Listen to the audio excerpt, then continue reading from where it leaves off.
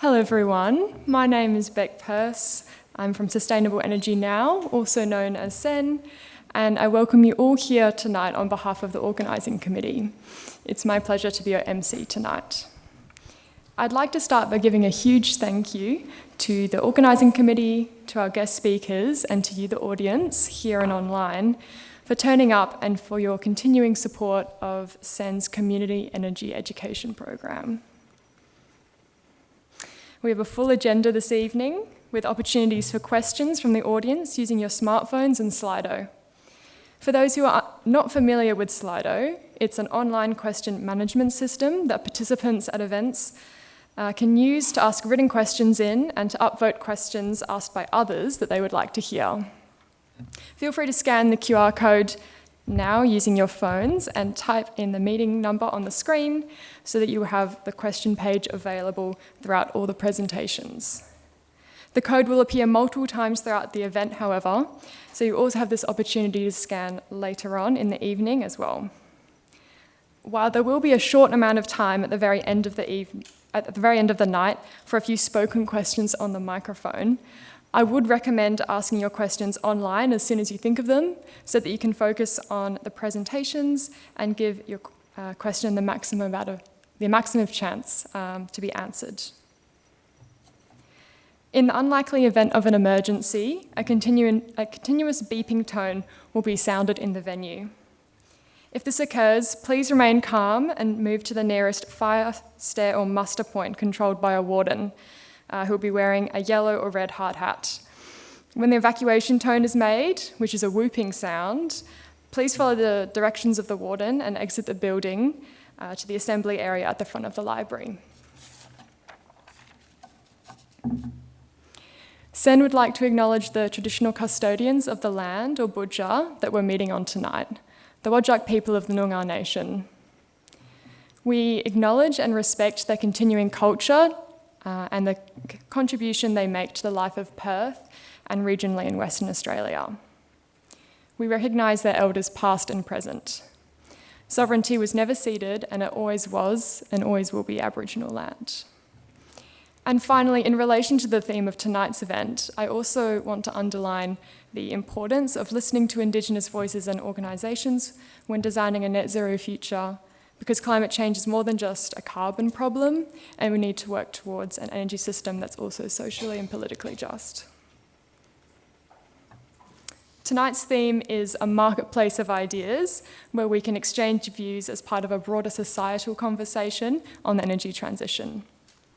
Like everything connected with energy, people have very strong opinions, especially about nuclear power. Discussions in the media are often ideology or emotions-based, made in isolation of the facts and the local energy context, and can be very polarised. Providing full disclosure, SEN was formed in 2006 in direct opposition to John Howard's pro-nuclear policy. However, we've set aside our own ideological opposition for the purpose of this evening to adopt a technology-neutral approach. I'll reiterate, the speakers tonight have been asked to develop presentations that are evidence-based and relevant to our unique context in Southwest WA. Audience contributions will greatly enrich the discussion following the presentations, but I'd like to ask all audience members to remain respectful in their tone when crafting their questions for our speakers. After all speakers have given their presentations, they will then join a panel on stage and answer audience questions that were submitted on Slido. Slido will organise the questions for me from most to least popular while I moderate this section of the evening. So I encourage all audience members to vote for their favourite questions by upvoting throughout the presentations and the Q&A. Our first speaker is Fraser Maywood, the chair of SEN. Fraser is an electrical engineer with 40 years' experience in the international oil and gas and power industries. Fraser will frame the discussion by providing an outline of the Southwest Interconnected System, which is the grid that services Perth and nearby regional areas, as well as a summary of the current energy mix, the direction of travel, and the WA energy transition problem to be solved. Our next two speakers will then respond to the problem posed at the end of Fraser's presentation. Jasmin Diab represents Women in Nuclear and will be our second speaker tonight. She supports lifting the current legislative bans on nuclear energy. Jasmin will present on how nuclear energy could form part of that WA energy mix. And finally, Max van Someren from BIVIOS and Net Zero Network will be our third speaker. He will explain the cost drivers for different energy generation technologies, including nuclear, and how they can be assessed together to understand the best system outcome. In order to put nuclear in context, he will then talk to the broad list of likely components for a future energy system. We respect the differences of opinion on display and in the audience, and tonight is not a debate, but rather it is an information session in which people will hopefully gain some insight into whether nuclear could fit into the unique context of the WA energy system. We have assembled a team of qualified speakers on both sides of the argument. However, presentations will rely largely on layman's terms to remain engaging and accessible to all audience members. So without further ado, please welcome Fraser to the lectern.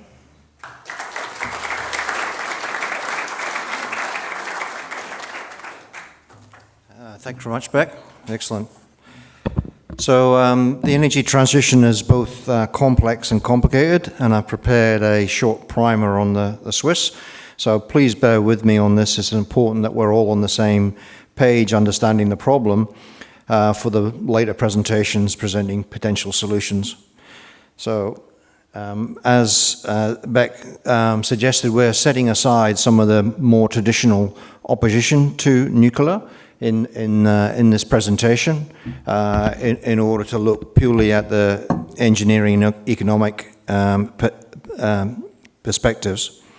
So the rationale behind that is if it stacks up from an engineering and economic sense, then it would then be worth considering tackling those potential showstoppers. But until such time, then it's best to set them aside.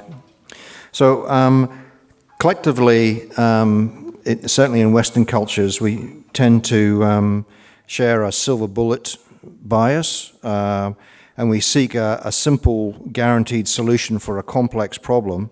So please be patient as we work through the problem definition together. So don't try and jump ahead and think about solutions.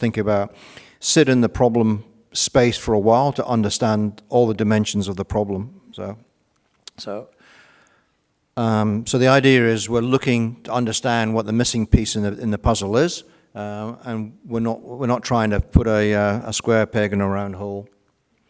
So many of you understand that we've got two systems. We've got the Northwest Interconnected System and the Southwest Interconnected System, and they service different areas of the state. Those two systems aren't interconnected, and we're not interconnected to the eastern states. So we are on our own, and no one's going to rescue us, so we're very much on our own.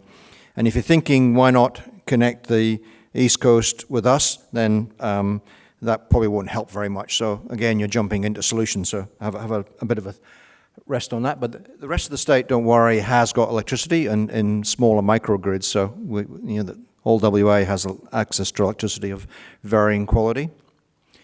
So what is the energy mix currently? These are screenshots that are readily available from the Australian Energy Market Operator, and they show the instantaneous contribution over 5-minute periods over a typical day. The thing to note is probably the big yellow blob, which is rooftop solar. And we heard last month, we heard two speakers talk about what the instantaneous contribution is, and we hear it's 80% renewables on one day, and next thing you know, you hear it's 90% fossil fuel, and that can happen in the same day. So both statements can be true, so it's understandably confusing. So it's important to understand during the transition things will change, but currently, if you look at an annualized basis, the current energy mix is around 30% renewables, 30% coal and 30% gas. But again, we're in the process of transitioning, but just in a mental picture, that's where we are. You probably see a little bit of blue in those diagrams. That's the recently introduced battery energy storage systems that are getting rolled out in Kwinana and Collie and elsewhere. Okay, so if we look at what we've currently got on the energy mix, this is a bit of a snapshot. If you're wondering what BESS is battery energy storage systems. So this is the generation capacity across different mixes and how they what percentage they contribute. I can probably see that in the pie chart if you a bit easy to see.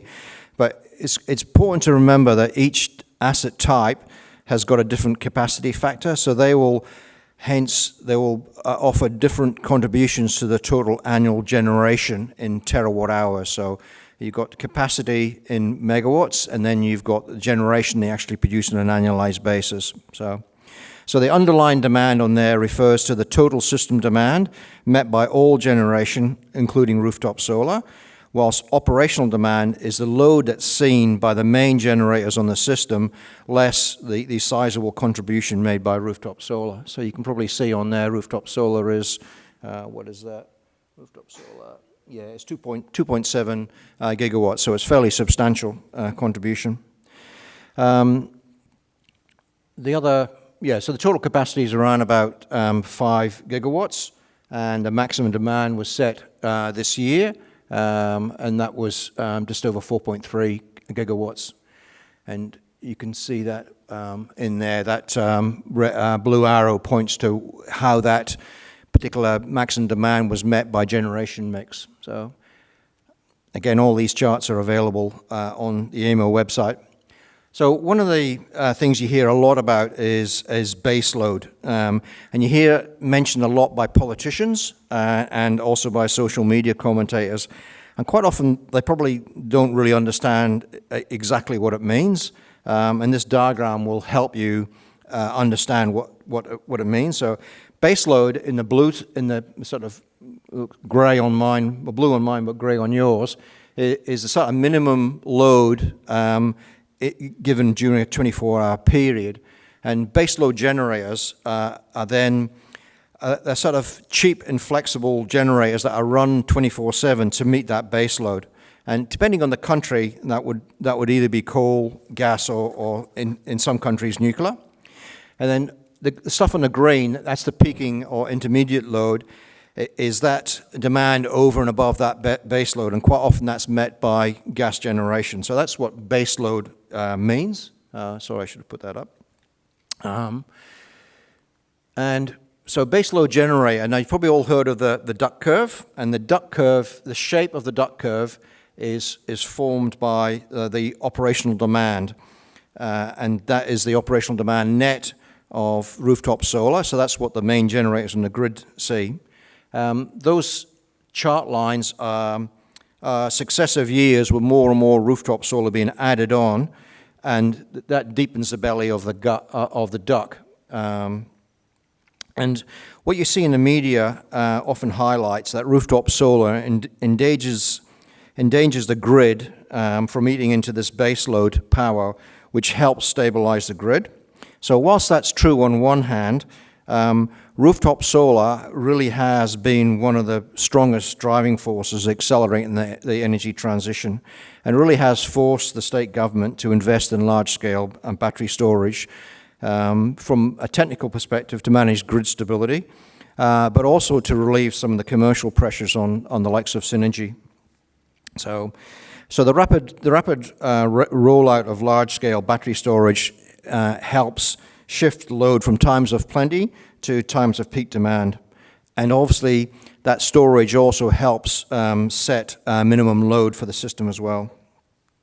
So, and with more and more rooftop solar, this is sort of undermine the business model of baseload. And what we need most of all is flexible generation to help firm renewables. So this chart shows the exponential growth of rooftop solar, which I say has really been like a runaway success story. No one envisaged 20 years ago we would have this type of growth. I mean, the feed-in tariff was pretty generous at the time. Obviously, it's been wound back now. But you can see in comparison to the blue line, which is wind, and the orangey line is large-scale solar. So that's experienced a very slow growth, and one of the main reasons behind that is lack of transmission capacity in the right location.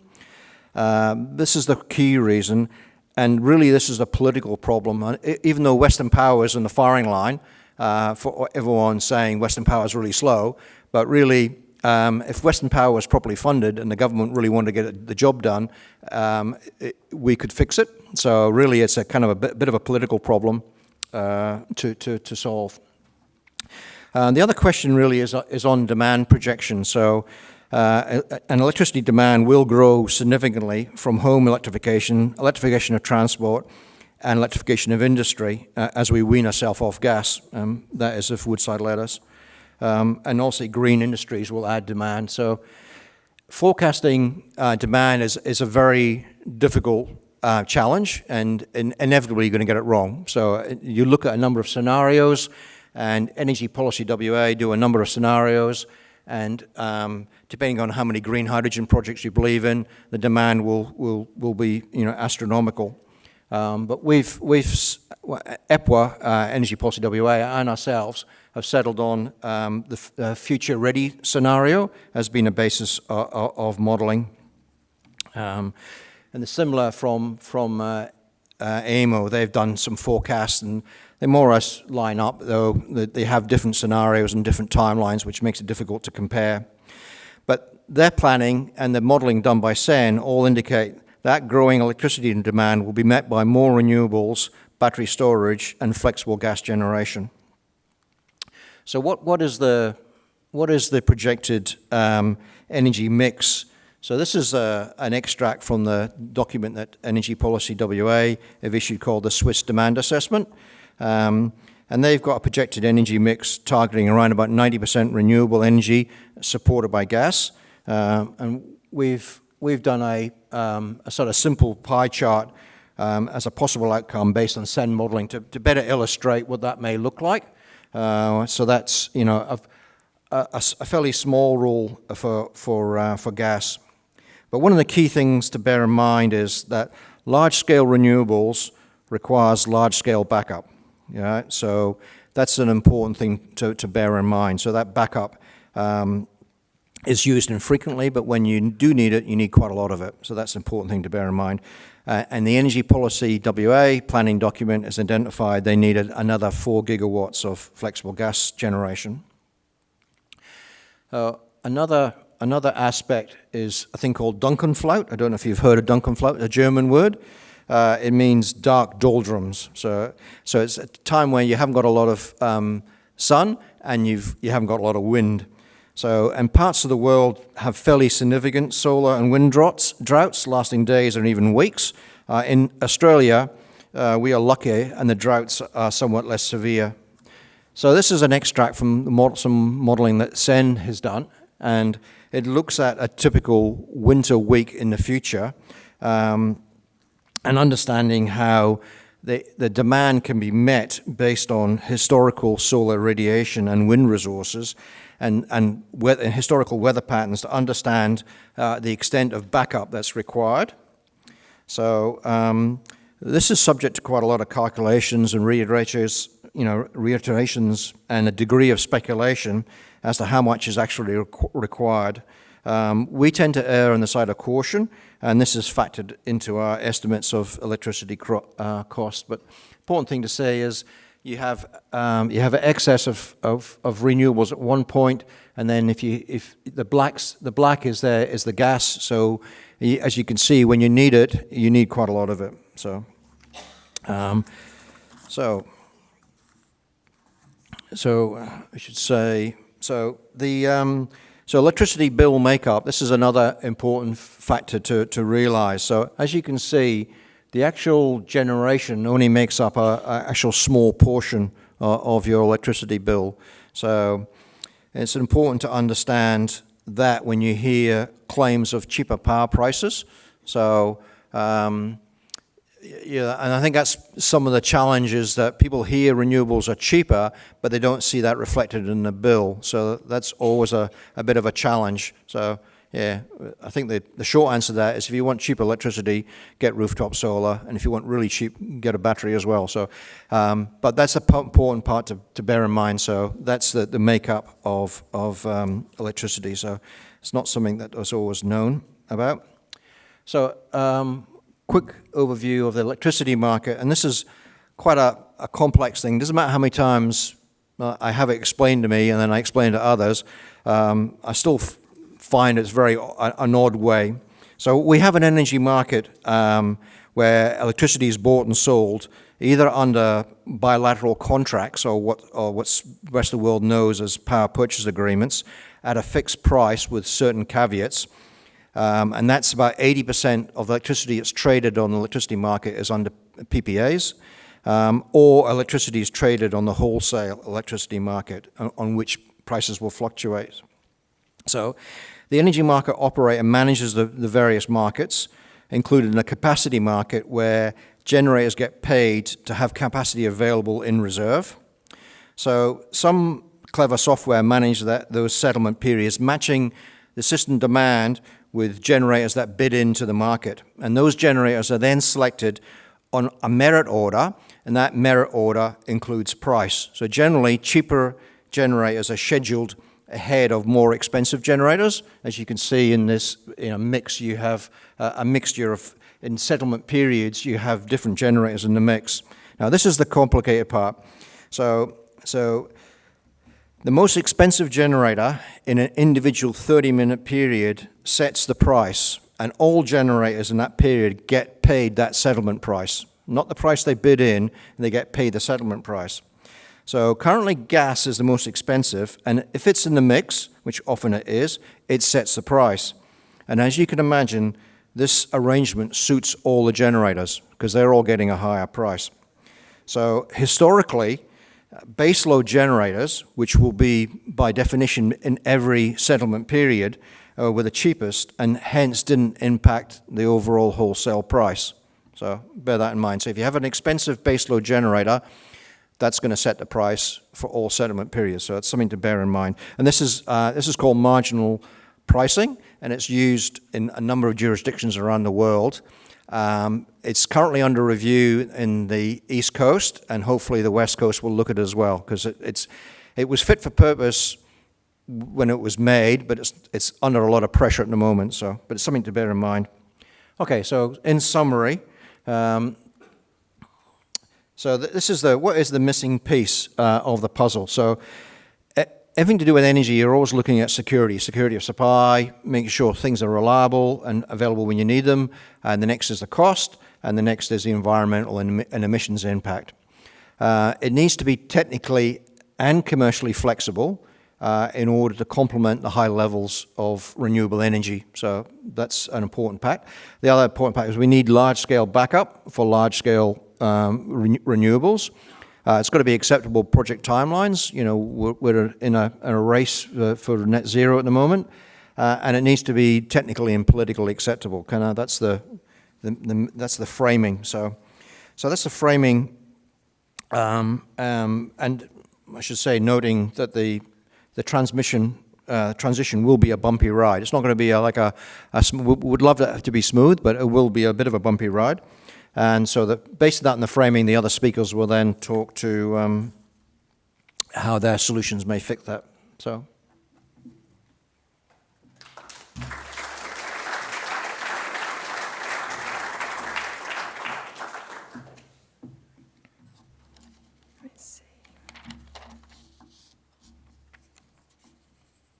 Awesome. So thanks so much to Fraser for your insightful presentation that lays out the problem that we need to solve. We will take questions at the end, so please keep sending through your questions that you may have on Slido. Our second speaker is Jasmin Diab, President of Women in Nuclear and Managing Director at Global Nuclear Security Partners. Jasmin holds 2 master's degrees, one in military and defence studies and the other in nuclear engineering. So let's all please welcome Jasmin to the lectern for her presentation.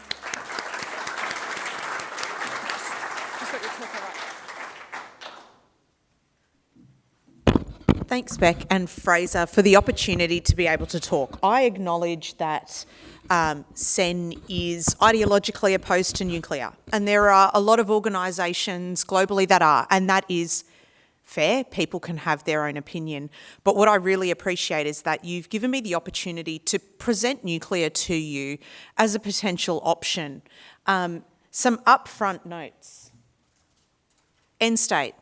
I am a passionate resident of Western Australia who wants to see us reduce our carbon emissions, but I also want to see energy for generations. We need clean, reliable energy to survive as a nation and as a culture. And this is what took me down the nuclear path many, many years ago. I'm also not a politician. I'm not here to stand up for the coalition's policy. I don't care for any political party. I'm an engineer, so politics makes me feel uncomfortable most of the time. But I am going to talk about what an option could look like for Western Australia. Western Australia needs to support a domestic and an industrial grid. Like Fraser had framed for us, we are very isolated here. We are not connected to any other grids, so whatever we produce here in WA needs to support all our industries, or we will lose those industries. And there are many countries around our region who are investing heavily in their energy systems, which these industries will go offshore and support. We don't have the luxury to be connected to the NEM. You saw the map, if you've ever driven the Nullarbor, to put transmission and distribution lines across that sheer length of distance would just be inefficient, and we would have so much loss over that grid. So we will never be connected to the NEM. So states like South Australia that spruik they're 100% renewable have a little asterisk at the bottom, except that we're connected to the Victorian coal grid to back us up. We won't have that luxury. So whatever we develop here will have to be secure into the future. But this is about an energy mix.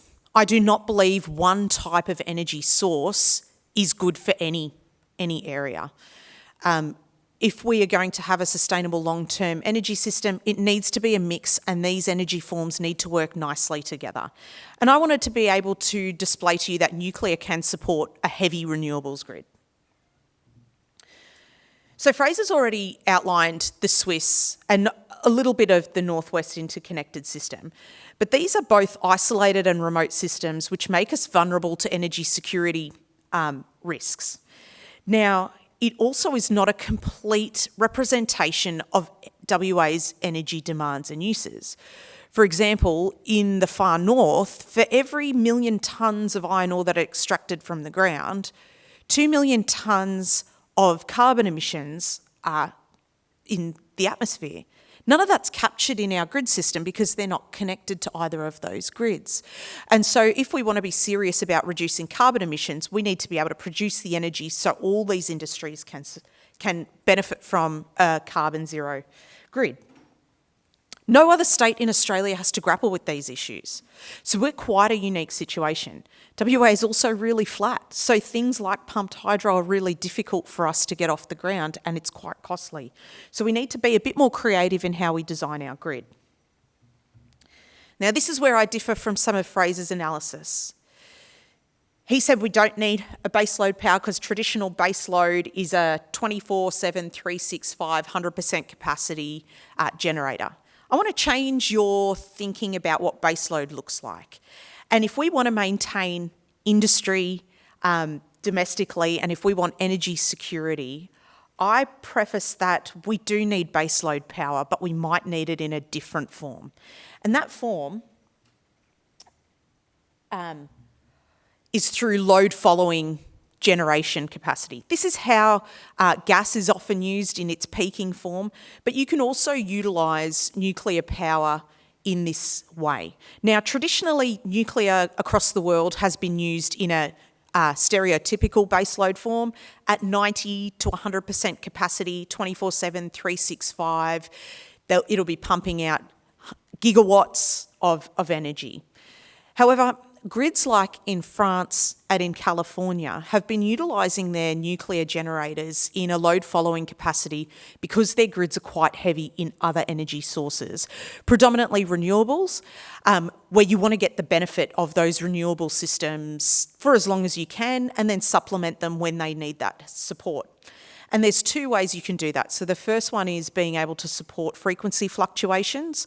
So when Fraser was talking about the costs that we pay as consumers, that bit about being able to firm up the frequency and capacity of those energy generations is one way that nuclear can support a grid. You can see the little fluctuations on there. That's nuclear helping stabilise the grid, and that can be plus or minus, I think it's a couple of hertz, so that you're getting reliable energy out from there.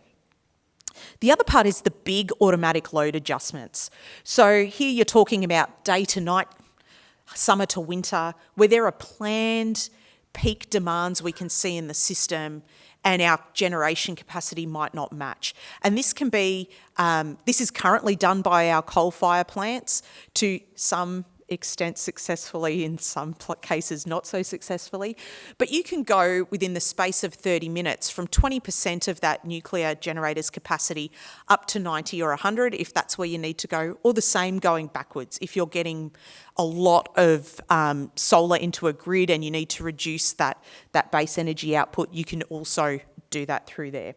And this load following system allows for us as energy users to have that ongoing, stable, reliable energy being provided to the customer. It also allows for industry to be able to utilise large amounts of thermal heat in their processes, being able to do that without impacting other generation sources. Now for the SWIS, when coal is removed from the SWIS, we get a gap of about 1,400 megawatts. So any of the large-scale nuclear traditional power plants that you see being built across the world are just too big for that grid. It will overwhelm that grid unless we got a dramatic increase in demand from industry, like an AI data centre or large metal smelting and fabrication. Really, that large-scale power generation is too much for that grid. So the option that I think is the most viable from a cost and sustainability perspective would be a small modular reactor. So when reactors are classified, they're classified by amount of generation capacity as well as how they're moderated, and small modular sit around 100 megawatt to 300 megawatt generation. They can be banked up if you need more, but ideally you're talking at about 300 megawatt reactor. The image I've put up there is on the GE Hitachi BWX 300. Now, I have no affiliations with GE Hitachi. This is the one, though, as a nuclear nerd, I am keeping a very close eye on. It is being rolled out in Canada, in the Darlington program there.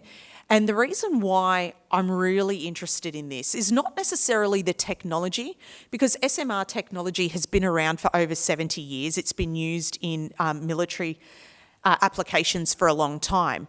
It is in the licensing and regulation portion. That is what has challenged the current nuclear industry with SMRs. It's in how do you license this technology when you have a reactor core buried underground predominantly that's not overly accessible but can sustain for a long period of time. And the Canadian Nuclear Regulatory Authority has, I think, some of the world's best practices when it comes to different designs of reactors and being able to license in a pragmatic way. We've seen a lot of small modular reactor programs fail in the US, predominantly, well, due to a lot of issues. Program management, and any program managers in the room will understand if you don't have a good program management, you'll go over time, you'll go over budget, and companies have gone bust because of that. But also the regulatory requirements just made it really difficult for those programs to get off the ground in the US. So they've gone to other jurisdictions, predominantly in Europe, to get their programs commercialised. So this is the one I'm keeping my eye on. I think that will be the first operational commercial small modular reactor. There are commercial small modular reactors in China, Russia, but again, their regulatory system is not one that I would use in Australia. So that's the Canadian one that I think is interesting. Companies like Westinghouse have their version. The Koreans have a Smart 100, which is a 100 megawatt reactor, kind of borders on small modular to micro reactor. But this allows for energy density to be delivered in a small area. This takes up about a soccer pitch worth of space, and that's for the safety case and emergency procedures case. So you're talking land footprint, teeny tiny. And that's the kind of technology I think could support the SWIS into the future once coal is removed. And that would also remove the requirement for firming gas. So that was a really quick overview. I know I have not addressed things like social licence, like waste management or safety systems, which are all very, very important if Australia is going to embark on a nuclear program. I'll happily take questions when we do the panel, but I really wanted to show the opportunities that we have to support the SWIS as we remove coal that are carbon neutral, that are reliable and sustainable, and will provide power for generations, not just short-term solutions. So thank you. I look forward to the questions in the panel.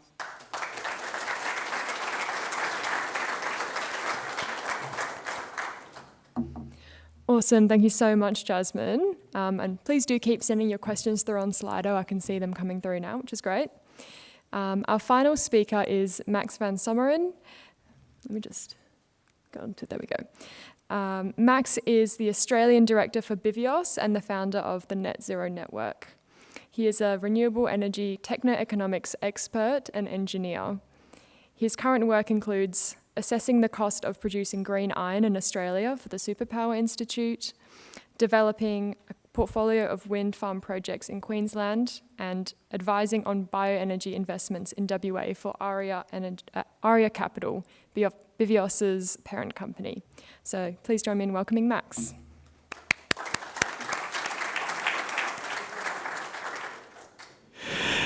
Bex, thanks very much for that kind introduction. At BIVIOS, we see our role as helping our customers, which are predominantly investors like our parent company, understand what stacks up in the energy transition and what doesn't. Bex provided a bit of an overview of the kind of sectors which we work in at the moment. Green iron, bioenergy, renewable energy. What you didn't hear in that list was nuclear. But I hope that I can share with you some of the tool sets which we use when we're assessing renewable energy projects in other sectors, which will become relevant to your own thinking on how you assess opportunities to deliver reliable, low-cost electricity in the nuclear sector. And I'm going to use something which might be familiar to some of you to help you understand this better. So if you came along to the CEN presentation in October, when I talked on hydrogen, I used a bit of 80s and 90s nostalgia, which I'm just in the process of introducing to my 13-year-old son, to talk about how hydrogen could fit into our future energy mix. That was a computer game called SimCity. This time I'm going to do something similar, but using this book, The Hitchhiker's Guide to the Galaxy, which I'm also taking my 13-year-old son through. So if you're not familiar with The Hitchhiker's Guide to the Galaxy, don't worry about it. You don't need to know much about it. But hopefully, if you are familiar with it, this will brighten up this presentation for you a little bit. But I won't actually be talking about The Hitchhiker's Guide to the Galaxy. I'll be talking about The Hitchhiker's Guide to Techno-Economics. So I'll take you through some key techno-economic concepts which you can use when you want to assess the potential benefits of different energy generation options. So let's start with probably the most important concept when people talk about the techno-economics of electricity systems, levelized cost. Now, if you put an equation in a presentation, you're pretty much guaranteed to lose half the audience. So I've made sure that I've only got one presentation in this, one equation in this presentation, and that's this one. But it's an important one. Now, there are different ways to define levelized cost. This is probably the most intuitive. If you imagine that you're the owner of a power plant of some kind, that plant is going to have all sorts of different costs which you're going to incur, bills which you have to pay. and then you're going to produce a certain useful amount of outcome. Electricity, units of electricity are megawatt hours. So we're talking about the dollars per megawatt hour associated with a different technology. Let me use an example to illustrate this. Imagine you are the proud new owner in the Hitchhiker's Galaxy of an intergalactic spaceship. This will have annual costs which you're going to have to pay. Or if that's a bit too much for you to get your head around and isn't that relatable, imagine you're the proud owner of a 2013 Nissan Dualis like me. What are the cost components of the annual cost of operating a Nissan Dualis? Well, you've got the financing cost, so I borrowed money at a certain interest rate and I'm paying that back over a certain period of time. I've got the operations and maintenance costs. I've got servicing costs. I take it for a service. I have to pay my rego. If I employed a chauffeur, that would be a labor cost, but I don't do that. And then, of course, I've got the fuel costs as well, the cost of the petrol, which I put into the tank. And in some jurisdictions, perhaps there'll be a carbon cost too. So a cost of a carbon credit for every ton of CO2 which comes out of the tailpipe of my car. That's the breakdown of annual cost for something like my car, and the useful outcome would be kilometers traveled. Just so you know, when I did the sums, I end up with about $0.50 per kilometer traveled for my car. Let's now come back into the energy sector and look at a wind farm. What are the costs associated with operating a wind farm, and how is that different from operating my car? Well, the answer is quite different. A wind farm doesn't have fuel, so it generates electricity, but you don't have to fill up the tank, of course. So that means the vast majority of the costs are actually in the financing. The upfront costs are quite large. They need to be paid back to investors over time. And then you have some operations and maintenance costs as well, which are typically 1 to 2% of the upfront cost for a wind farm. We could see a similar breakdown of costs for something like a solar farm.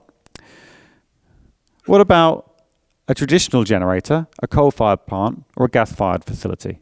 Well, then it starts to look a bit more like the breakdown for my car. So we've got those fuel costs, we've got operation and maintenance costs and finance costs still, and if we're in a jurisdiction where we have to pay carbon costs, then we have a significant cost of carbon which we need to pay. So now the question is, what does this breakdown look like for nuclear? Well, if you look at a traditional nuclear plant, not so much the nice new one which Jasmin just presented, but a traditional nuclear plant, it kind of looks a bit like a coal-fired power station. You've got big cooling towers and you've got lots of concrete and car parks outside.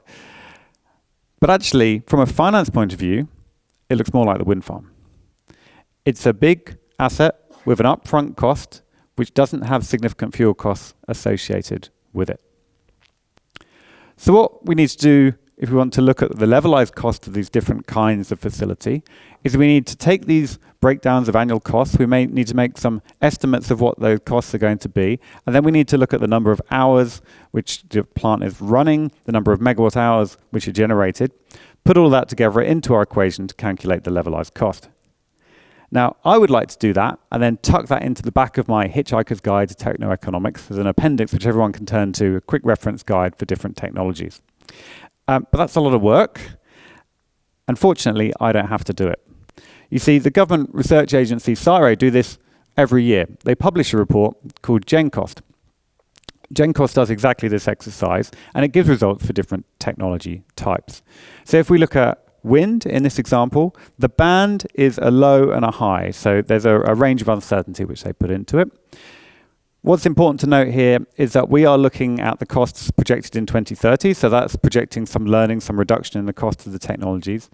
And these are only the costs of when the facility is actually generating. So this is saying nothing about the surrounding costs which you might have to put into an electricity system to incorporate this kind of technology. But hold that thought if you're thinking about that, because we'll come back to that in a minute. We could look at the conventional technologies, the gas and the coal. Gas is interesting. There are two different numbers presented in the GenCost report for gas. So the first is for gas, which has more of a baseload role, if you like, which Fraser talked about already. So you can imagine this kind of gas-fired station as being like imagine you're an Uber driver who drives 80 hours a week. So it makes a lot of sense for you to go and buy the most efficient car you possibly can because you're doing so many kilometers. On the other hand, peaking gas is quite different. Peaking gas is where you go out and you buy the cheapest car you possibly can to do your Uber gig. And you don't want to work all the time. So what you do is when the surge price for an Uber is really, really high, you jump in your car in the driveway and then you go and do some Uber jobs. If we think about the analogy now to peaking gas, to open cycle power plants, they have a lower upfront cost but a higher operating cost because they're not so efficient. And that's why you can have a relatively high levelized cost for a peaking gas plant, but it still be a profitable thing to own and operate because you only turn it on when the power prices are high. Coal, on the other hand, has a lower levelized cost, but coal is more like an old rust bucket of a car of your dad's, where you take it to the traffic light and you pray it doesn't stall because it might never start again. You've got to keep it operating the entire time. And that means that you're operating it even when the electricity price is very low. And that's why the economics of coal are now quite challenging because of all those variations that we see in the load on the grid, which Fraser already described. So how does nuclear fit into this picture according to GenCost? Well, these are the published levelized cost bands in the GenCost report for nuclear, for small modular reactors, and for large-scale nuclear. And what you can see is that the band is very, very wide. So there's lots of uncertainty in what those costs will be, because of course we haven't done nuclear in Australia before. But what we're seeing here is only part of the picture, because these are the costs which we're looking at in isolation. These aren't the costs when they're part of a whole electricity system. We need to consider that further as well. And how do we go about doing that? Well, we have to use modeling to come up with a prediction of what the future costs of our whole electricity system are going to be. A model, of course, is a simplified version of reality. In this example that you see here, we take a hypothetical large city on the west coast of a big country, and we have a small city underneath it, a coal-fired plant feeding it, and then some renewables in the mix as well. Now, if we're going to look at what the future energy supply into that system looks like, we need to take a view on what the future electricity loads in that system are going to be. So we need to think about different load scenarios for the future, and Fraser has already presented some of those.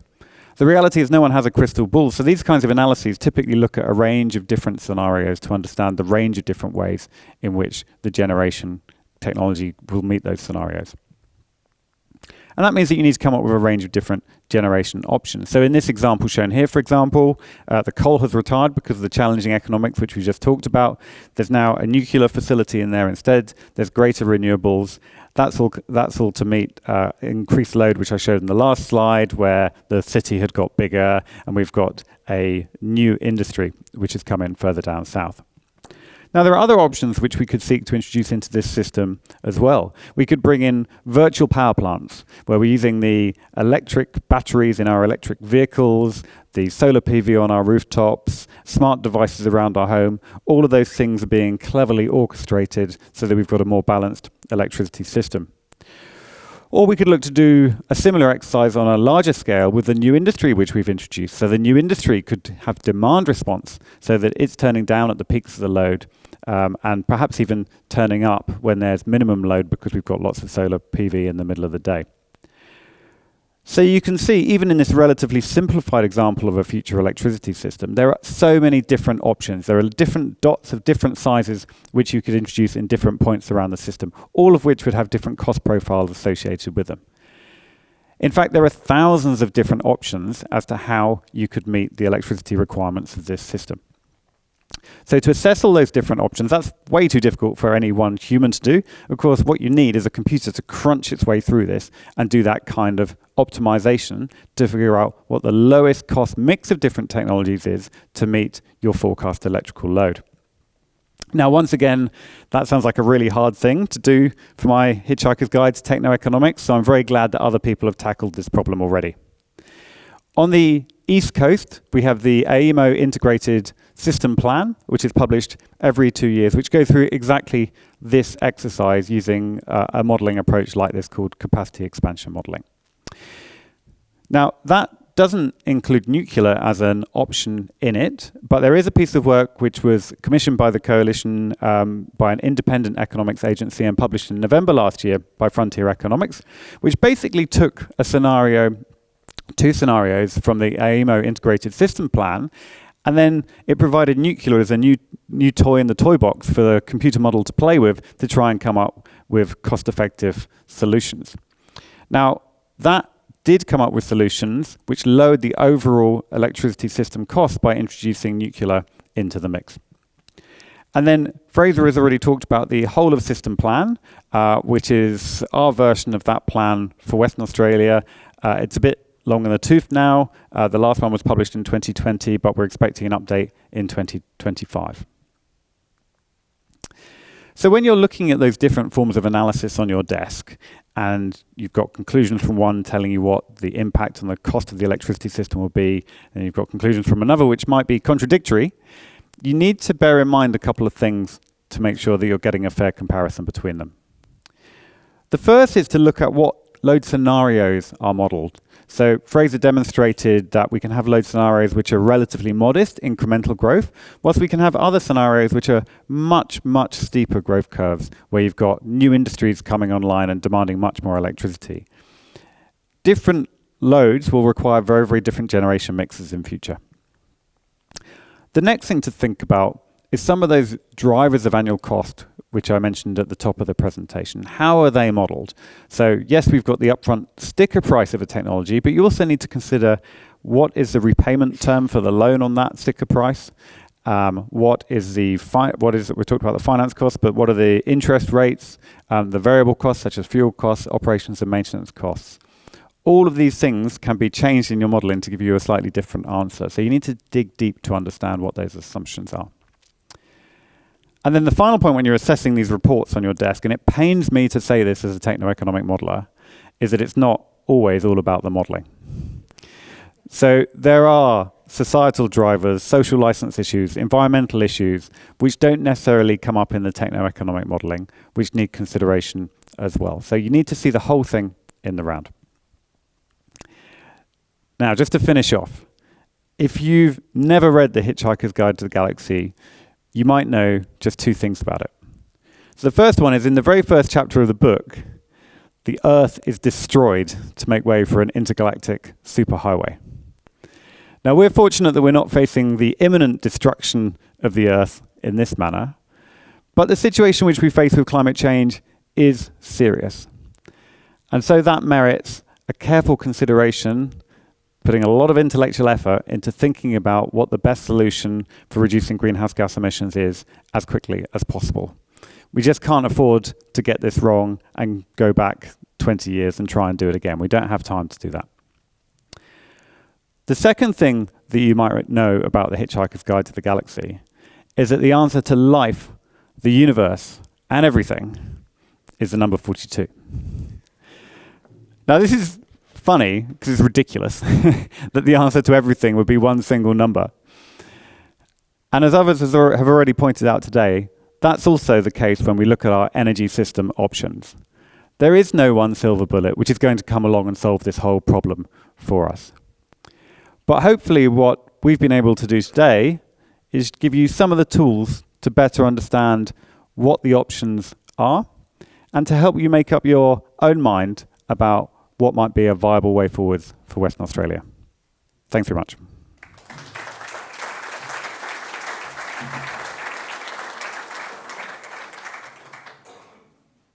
All right, thanks so much to Max for that very fun presentation and educational. So now I'd like to invite all speakers to join me up the front at the panel to respond to some audience questions which have been coming in on Slido. So thanks to everyone who's been doing that. So feel free to grab a seat. Okay, and yes, just as a reminder for anyone that needed, because at this stage Fraser's presentation was a little while ago, we've just got a reminder from his slide of the problem framing.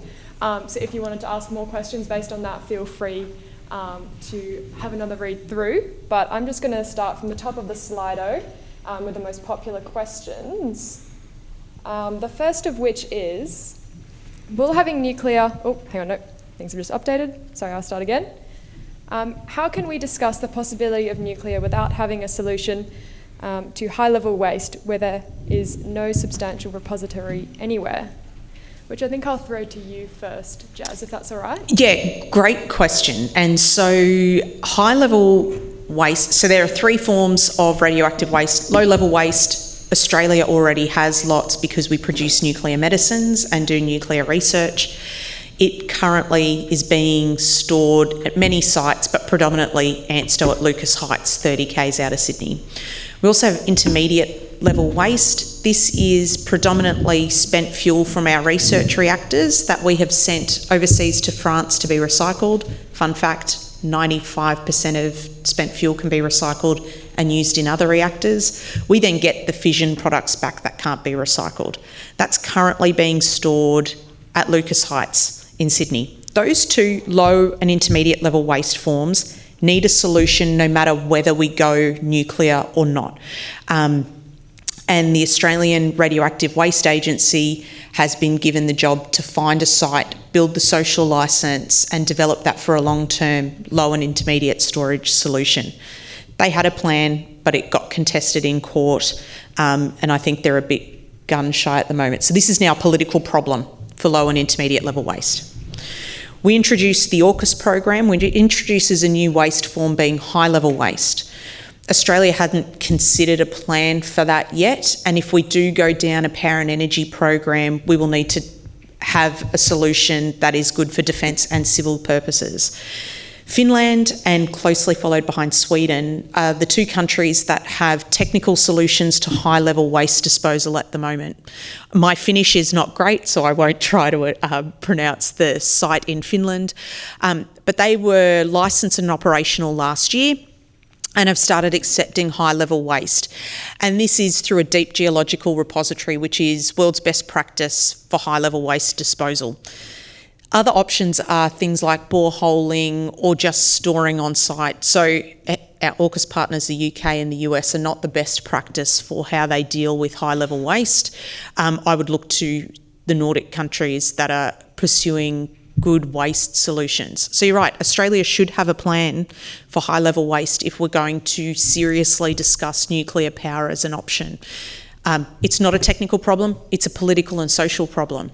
So how do we get communities to want to be a place where waste is stored? In Canada, they've spent the last 20 years engaging Indigenous communities across Canada, and last year they ended up doing a, competition's not the right word, but communities could pitch to the government that they were the right solution for the waste disposal facility.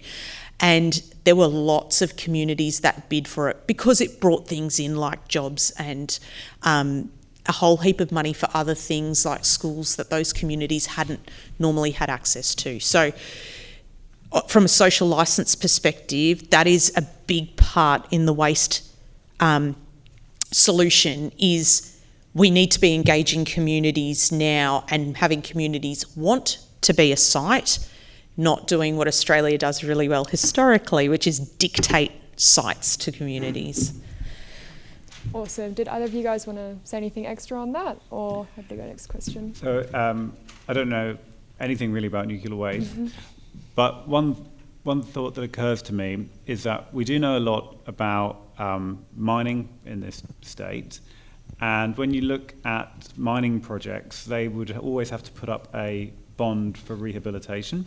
So you've got significant end-of-life costs, which you need to ensure don't get burdened back on the public, basically, at the end of the mine life.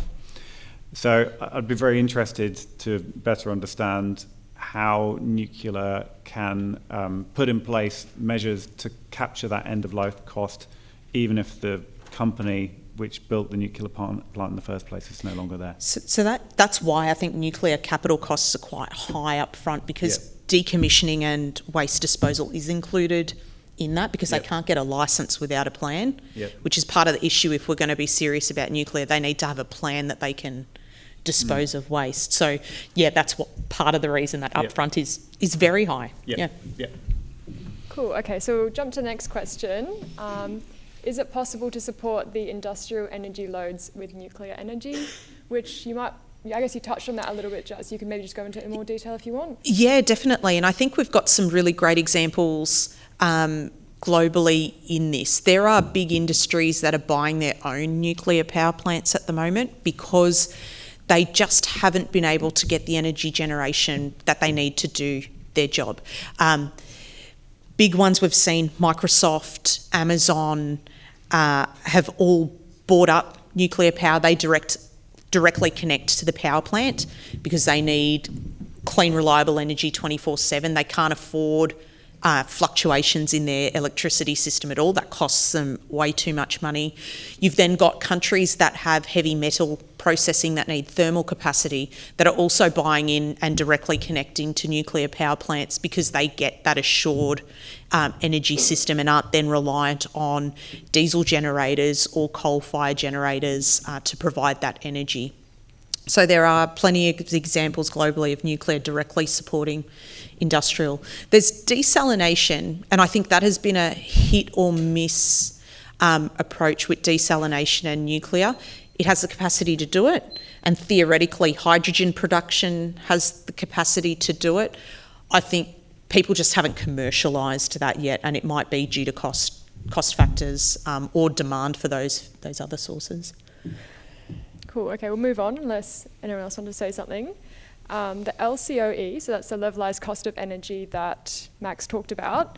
The LCOE of all generation types didn't include decommissioning. Why exclude this and what impact does it have? So maybe you want to speak to that a little bit? Because I think, Max, in your presentation, you produce LCOE as an annualised cost, whereas I think in CSRO they generally produce it as a whole of system cost. So there's obviously different ways of presenting it, but maybe you want to talk to that. If I put the full presentation of the equation for levelised cost, I'd scare everyone off. Yeah, right. Because then it also is impacted by your ratio of debt to equity and those sorts of things. I think the way that Jasmin put it is quite good. You can basically treat the decommissioning costs as part of your upfront cost because of the bond or guarantee that you would have to put in place. All right, so that graph with the bars did actually include decommissioning. So that did the gen cost did, so the simplified one that I showed earlier just lumped it all in together into the upfront. Like the black and white empty ones. Yes, that's right, And what I would encourage anyone who's interested in that to do, if you haven't done it already, is go and read the gen cost report, because it's however long it is, 100, 150 pages. That's the key graph, but for each technology type, it goes through their assumptions and how they arrived at that number. Okay, awesome, thanks. Will having nuclear in the energy mix mean that rooftop solar will have to turn off when it's operating?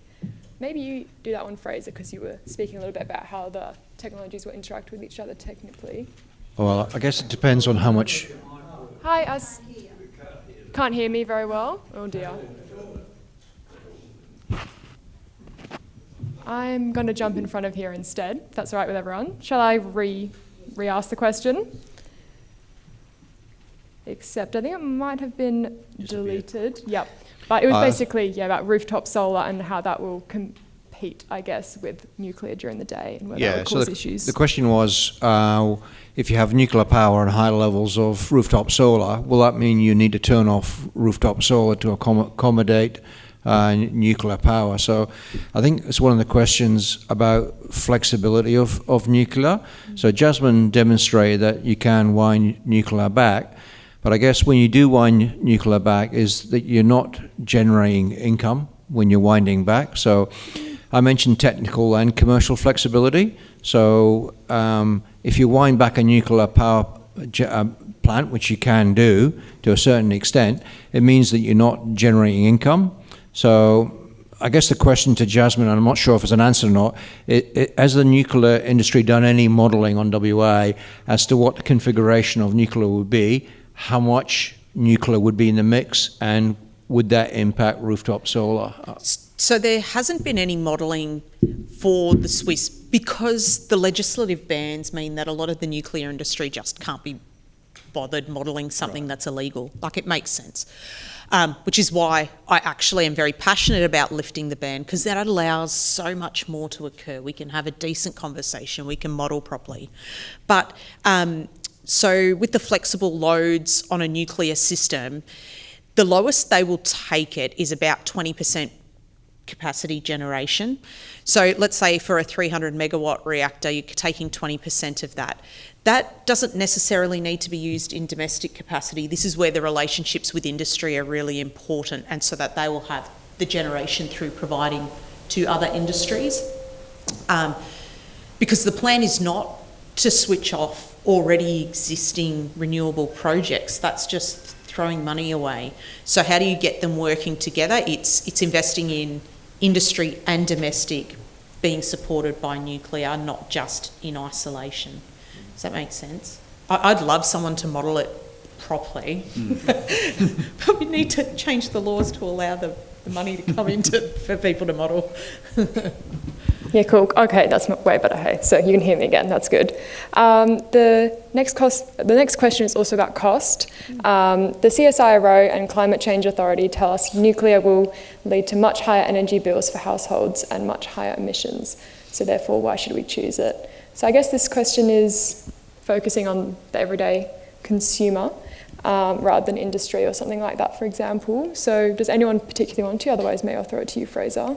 Well, I guess I could help frame the question. Jasmin, you're probably familiar with the argument. The argument is, nuclear would take, I don't know, it depends how optimistic you are, but at least 20 years to build. And in that period, if you're keeping coal generation going or gas-fired generation going, you create a lot more emissions. And the other question is nuclear actually cheaper than the other forms of generation? So would it end up reducing energy bills? So I know that's a difficult question to ask, but that's... two completely different questions there. Yeah. I'll answer the bills one first, because I think that's easier to answer.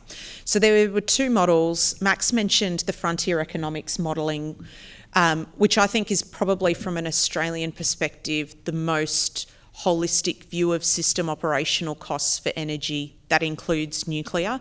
And it demonstrated that cost to consumer was lowered once nuclear was in the mix, because it was able to reduce the amount of overcapacity build for large renewable generation projects, reduce the need for overbuild of batteries, which were quite expensive and need to be replaced often, but also meant that transmission and distribution costs were reduced because you've got an energy dense form, so you're not having to spread transmission and distribution. So I think it came out as 44% cheaper. But last year, the United States Department of Energy also did some modelling on their system, and I look at the Californian grid because it's probably closest to Australian grid. It's heavy renewables, it has good weather like we do, it's not in the middle of the deep dark mountains where it gets heaps of snow, so it's probably similar to us. And when they did the modelling, they found it to be, I think it was about 35% cheaper when they had nuclear in the mix because of that stability to the grid again.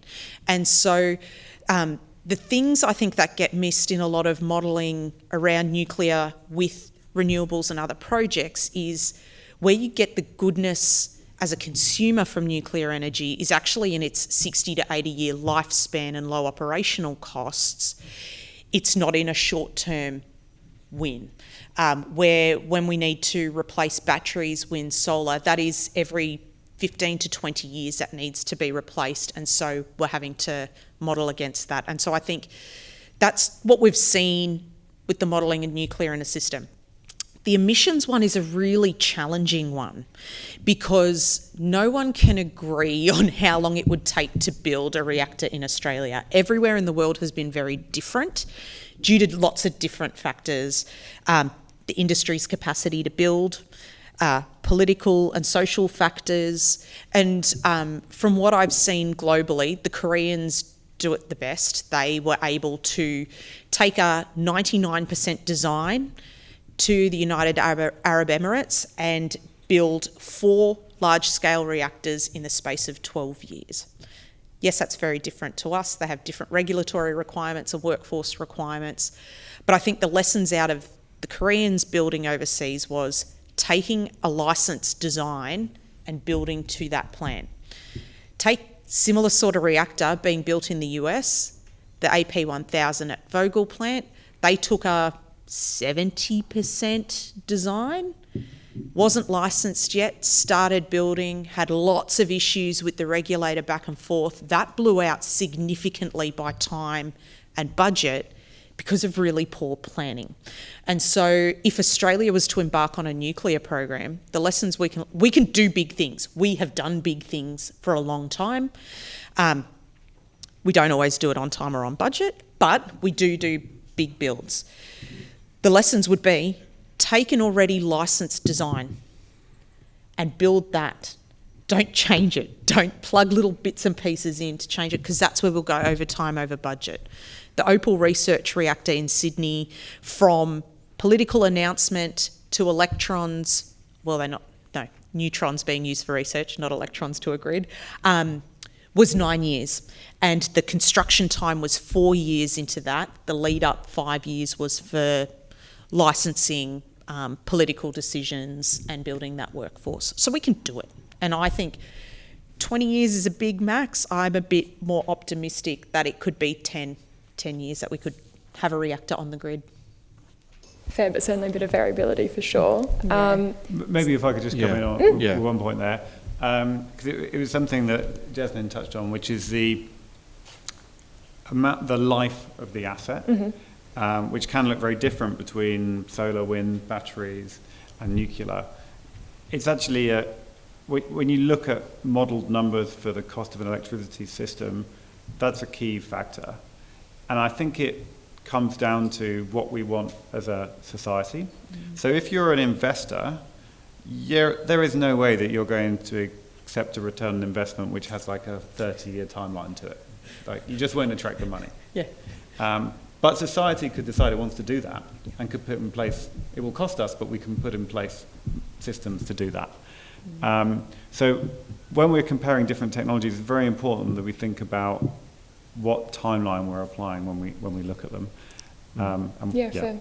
And I probably would add something that the Frontier Economics report has been challenged by a number of experts, so it's not necessarily been unchallenged. So I don't want to turn it into a debate, but it's not necessarily been well accepted as being a solid piece of work.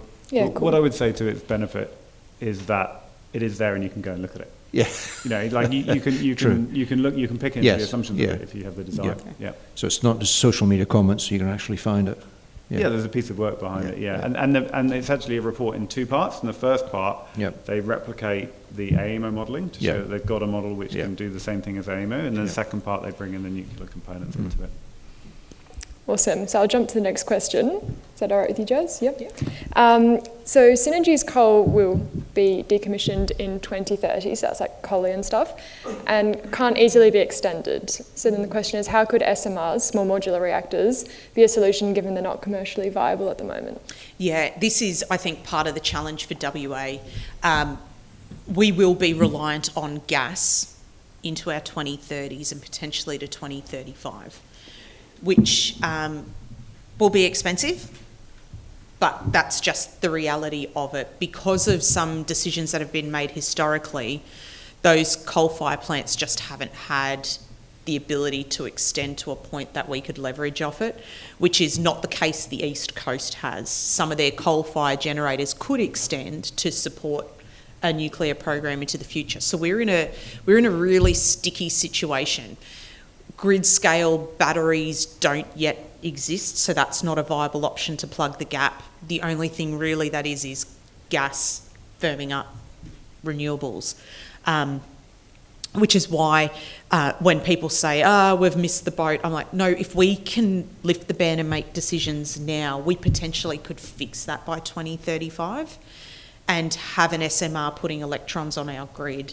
But the longer we stall it, the longer we're going to be reliant on gas as that support to the grid.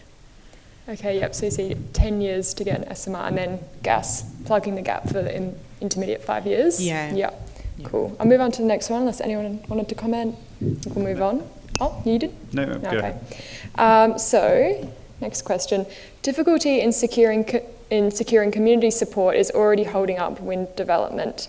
What makes you think nuclear will be any more palatable to host communities? So I guess that one's for you again, Jazz. Yeah, so I've been engaging a lot of communities around Australia who are curious about nuclear.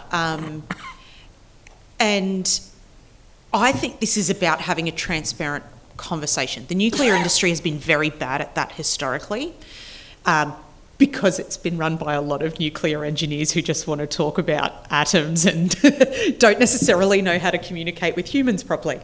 And so it's about bringing communities along for the discussion. Now, Australia is very different to other countries in the world. We have baggage when it comes to nuclear because we were a nuclear weapons test site for the British in the 50s and 60s. And so there's that stigma and messaging that we need to combat that a lot of countries don't have to worry about. Since the ban was put in place in the 90s, the Australian education system hasn't included nuclear science in its curriculum for a very long time. It's only now slowly reintroducing it into schools. So we're starting at a pretty low literacy level unless people have engaged in nuclear science through study or just being a little bit nerdy and curious. And so the way we need to get community support is through education and awareness, having an open conversation, talking about Chernobyl, Fukushima, 3 Mile Island. What's the difference between weapons and a peaceful power program? What does AUKUS mean for all of that? We need to be transparent because the nuclear industry has run safely for 70 odd years. 3 incidents out of 70 years is pretty good compared to a lot of other energy generations. So I think it's about talking more openly, and that's why I appreciate you've given me the opportunity to talk to an audience that ideologically is opposed to nuclear. There's a lot of groups that refuse to talk to me because I come from nuclear, and I'm like, actually, I want to talk to you because I want you to be curious about it. If you still hate it, fine. Maybe we won't go for a drink afterwards, but at least we can have a conversation because we are really at a point where we need to fix our energy system, and we should have all options on the table. We shouldn't be restricting stuff to do that. Did that answer the question? I feel like I just waffled on my high horse. Yeah, no worries. Why bother with nuclear when we have perhaps the best renewables, i.e. Wind and solar on the planet? I feel like we maybe could... if I could jump in Yeah, jump sure. on that. So this is coming from the UK. I think I have a slightly different perspective to civil nuclear power than perhaps some people in Australia, where it's very much a normal part of the energy mix. In fact, I was explaining to Jasmin before this, I actually spent some time working in the naval sector before I moved out here in 2016, which included getting a all-access tour of a nuclear submarine. So I may be the only person in the room who's actually put my head inside the reactor compartment of a nuclear facility and seen what it looks like. Very shiny is the answer. But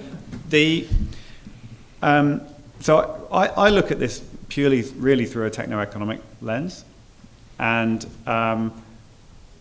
from the numbers that I've seen, when you look at the levelized cost and then the system level costs of introducing nuclear, and you evaluate it in the same way in which you would evaluate wind, solar and batteries, I think wind, solar and batteries comes out cheaper in somewhere like Australia, where you've got amazing renewables and lots of space.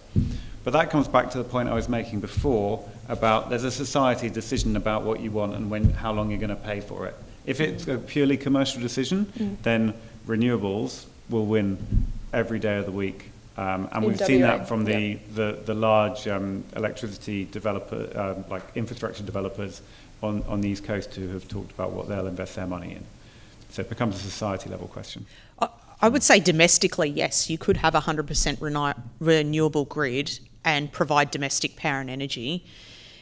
Our industrial sector won't be supported by it. And we're seeing that in Germany. They are losing industry because they don't have reliable energy. And it's going to other parts of Europe. And so this is a decision Australia also has to make. Do we want to have industry and a manufacturing centre? And as a nuclear security specialist, do we want our data and artificial intelligence structures to be offshore? I personally don't. I want it here on Australian soil where we can control it. They are so energy hungry. You're talking about small ones drawing on 100 megawatts themselves, which just can't be supported at the scale they need by renewables. So domestically, yeah, we can change how we use power and energy, and we can be 100% renewable, but we will leave industry behind, and it will be reliant on coal, gas, diesel generators, or it will go. No, I would counter that. I think the recent news, Rio Tinto's aluminium refinery in Queensland, they've recently signed a deal for a 600 megawatt solar farm backed by batteries. So I think it's not really a choice if you want industry or renewables. Both can coexist. So I would push back and challenge that. That's not a reason. So, yeah. Okay, cool. So we have another question for you, Jasmin. Getting so much love. You showed how SMRs can match a square wave load profile, so up, down, up, down. How can it match a continuously varying load profile? Yeah, so this is where there hasn't been a country that has used it in that really flowing type of load. It has been load adjustments that have been agreed upon, because it's easier on the fuel. That's probably the end state from a nuclear operator perspective. You're having less issues on how you're burning up that fuel.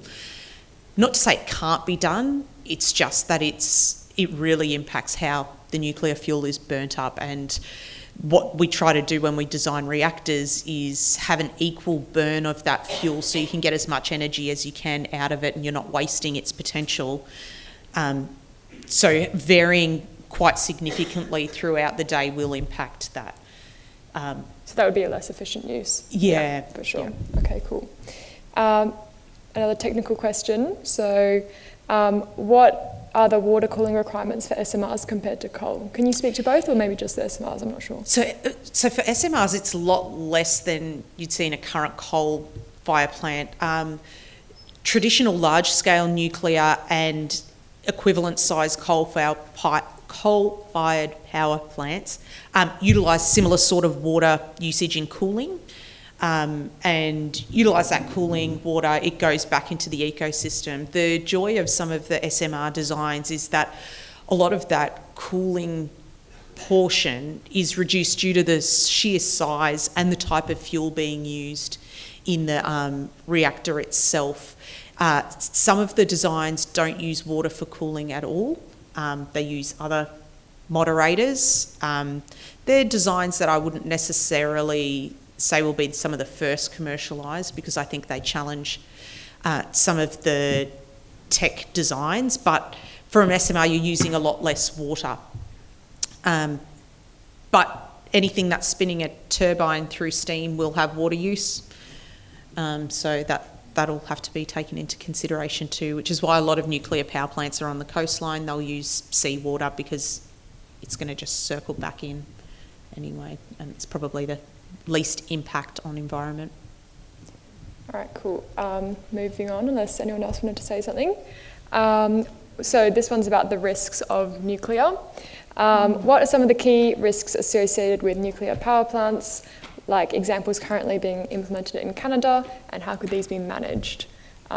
So we could maybe have a few people speak to this, but you can go first if you like. Yeah, sure. So, well, yeah. Is it worthwhile just thinking about risk more generally? So, I mean, generally what you would do in a normal planning process is only adopt high-risk options like new nuclear when you've exhausted all the opportunities presented by existing lower risk options. So, from a planning perspective, you'd only rationally look at new nuclear if the existing solutions weren't, failed to meet the needs. I would question, why are you saying nuclear is high risk? Is it high risk from safety? Is it high risk from economic investment? Because I'd say from an economic point, you're 100% right. Investors don't want long-term investment. They want to see returns on investment.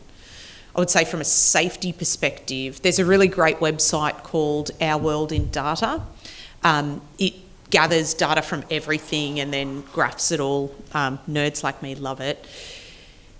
It does a graphical representation of energy generation systems, safety records versus their carbon emissions, and nuclear actually is one of the safest from a workforce safety perspective, because it's so heavily regulated and there are so many passive safety systems in modern nuclear.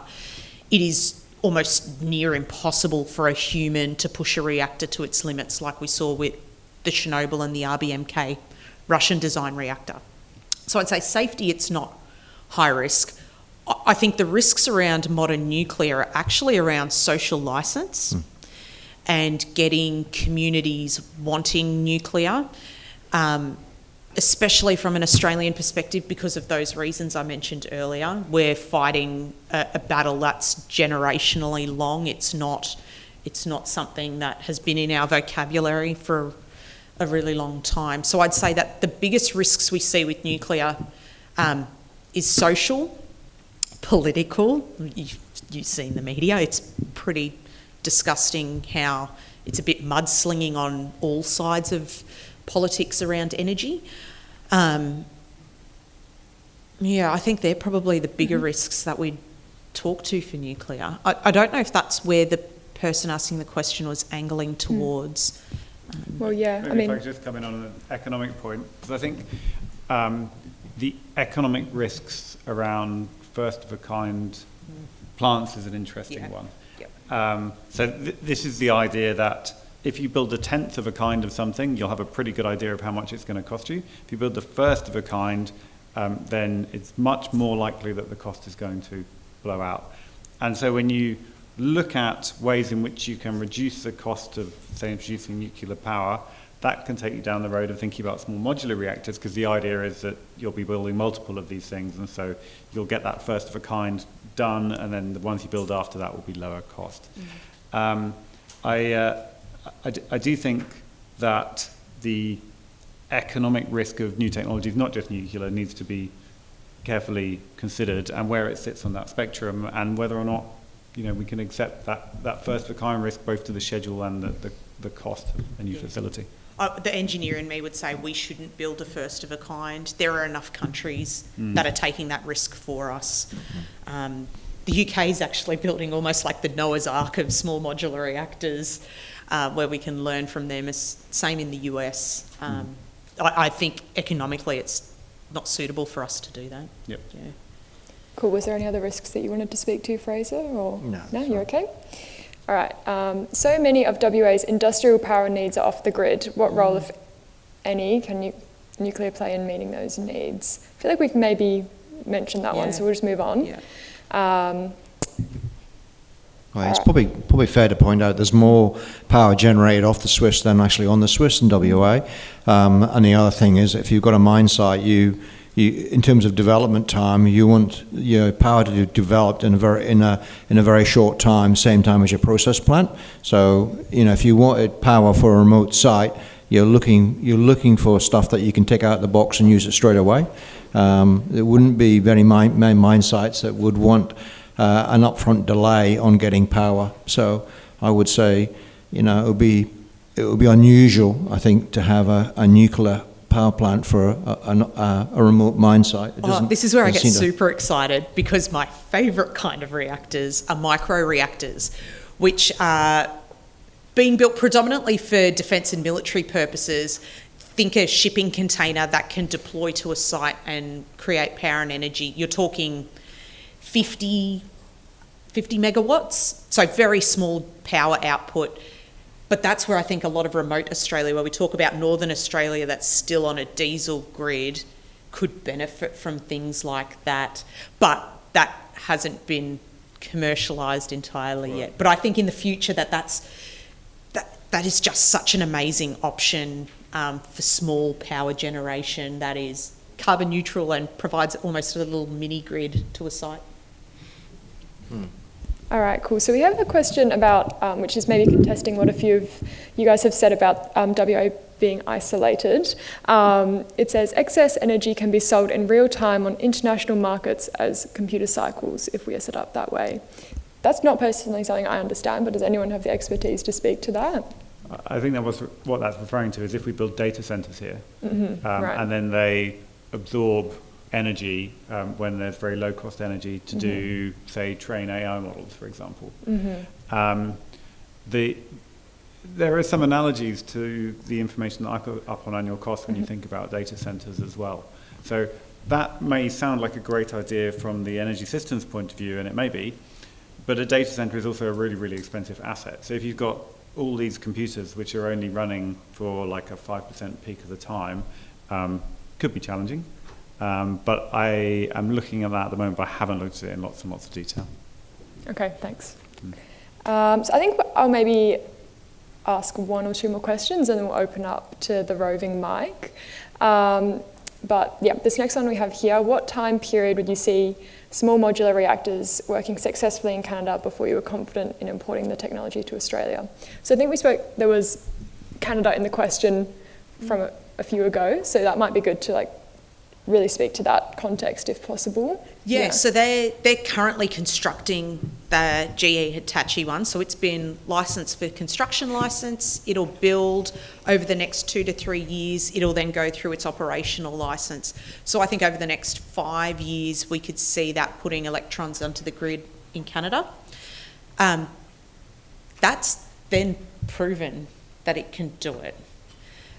Once it's got its operational license, I think that's at a point where we can say, okay, this is a technology we can now export around the world. That's why I think it'll be the first. It's competing with a heap that are being built in Europe, but I'm less confident in their regulatory approvals process happening smoothly to do that, whereas the GE Hitachi has already started turning dirt, which is pretty good. Okay, cool. So I might just make this the final question, and then anyone who wants to ask a question on the mic, we will switch to that. So how does the cost profile change when you extend the timeline from, let's say, 2050 to 2070?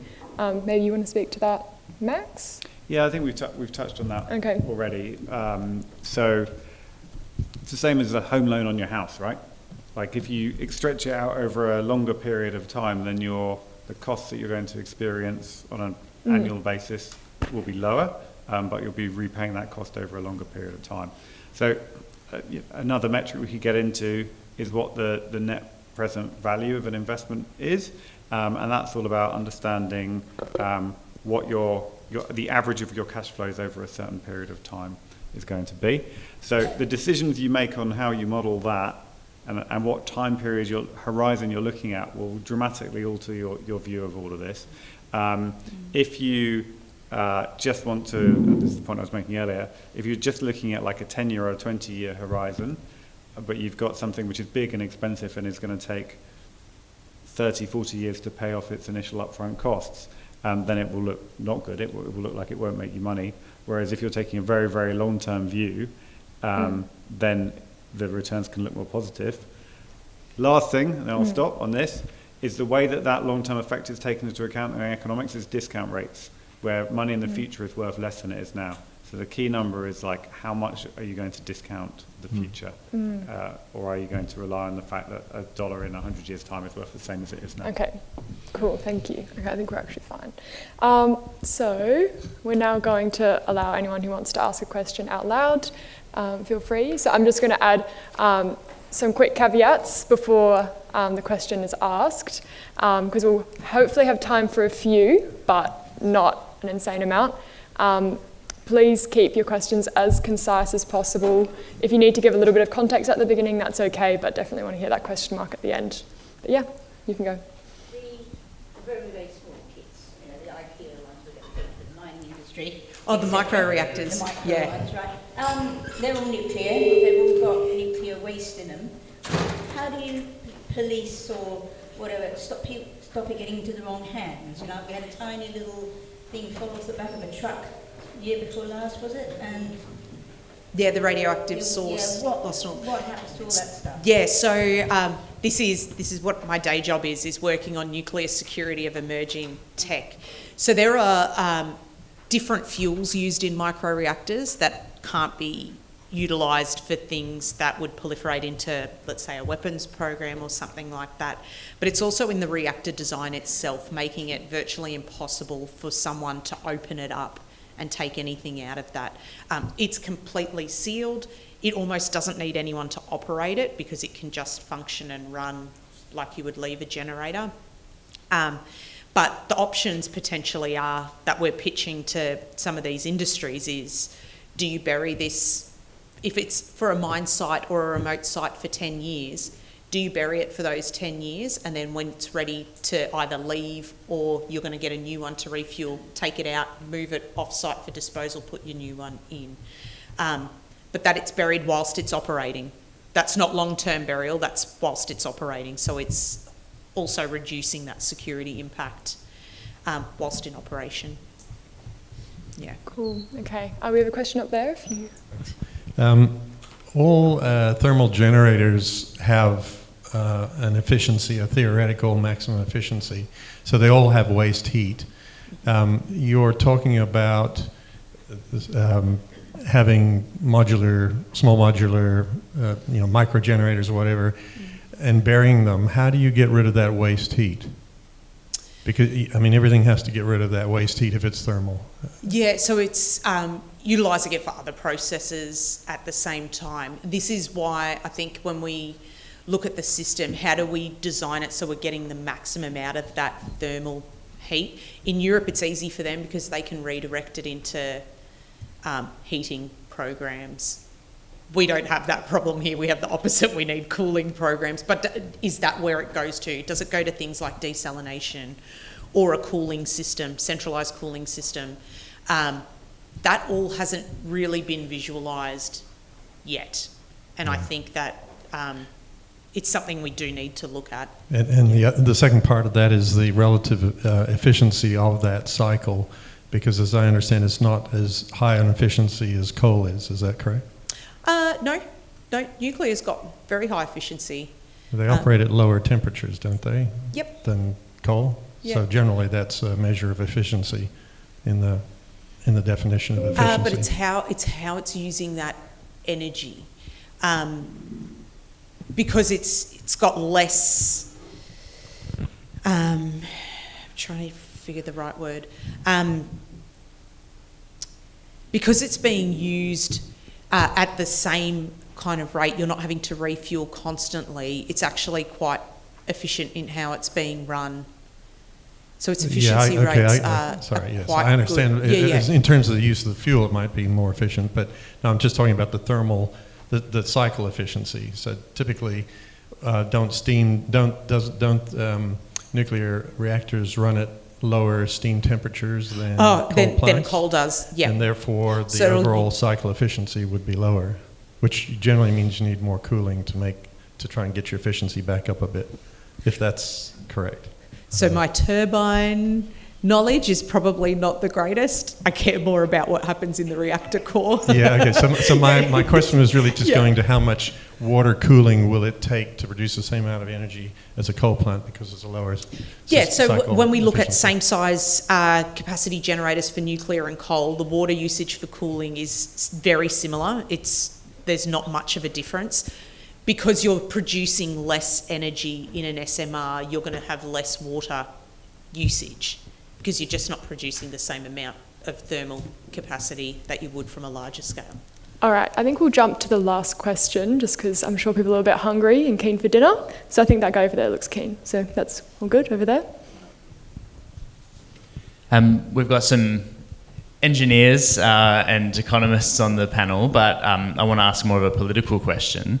If you happen to be leading a political party and say there was an election coming up and you had to decide whether your political party's platform would include a massive investment in nuclear energy in Australia based on the solution attributes that we've got up on the screen, would you make that decision, or would you focus more on renewable energy for Australia's mix? I think I maybe know Jasmin's answer, but yeah, especially for Max. And we'll get everyone to answer and we'll just keep it Fraser. relatively short so people can get home. Yeah. Might be an idea. Yeah, I guess I'll probably pitch for that, Matt. It's a good question. I think Liberal nuclear energy policy has been described as good politics but bad policy, and I think it's facing headwinds internally. Just from a political perspective, not from necessarily a technical perspective. And if I was a political party, I would be looking at democratizing energy and making sure households and people in social housing and apartments were all actually better off.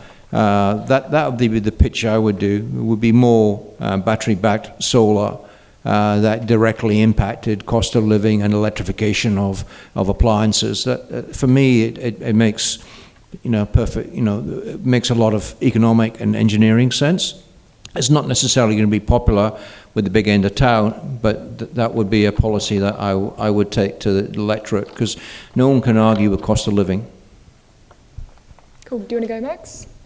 Yeah, this is a question I was hoping I wouldn't have to answer. Thanks, Matt. We've done the last question. Look, I would probably turn to people I respect in this space who know more than I do. I watched a great video by Ross Garneau this morning. It's like a 2-minute thing on LinkedIn, which was cut from a longer interview, where he explained that nuclear would be an expensive option compared to the other options that we have available to us, and it would take quite a long time to do. So I think for that reason, if it was me, I wouldn't be taking a nuclear policy, just from a practical economic proposition perspective. But as I stated before, I don't ideologically have anything against it. If someone puts a piece of paper in front of me tomorrow which shows me that it's the right thing to do and will get our emissions down as quickly as possible, then I'm all ears. I am a true believer that energy policy shouldn't be politicised. We need it to last longer than a 4-year election cycle, because no matter what option we take, 100% renewables, coal, gas, nuclear, it has to last us for generations. And when we swap and change policy every 4 years, we end up paying it because we're changing the grid. And this is why we have a wholesale energy market system that is completely broken, and we're paying ridiculous amounts for power. So I think the fact that nuclear is being discussed is good. I think we need to lift the ban, but I think all parts of politics need to have a serious discussion about this, because it needs to endure more than 4 years. Otherwise, there's no point in investing in it. All right, cool, thank you. Could everyone join me in giving a final round of applause for our speakers?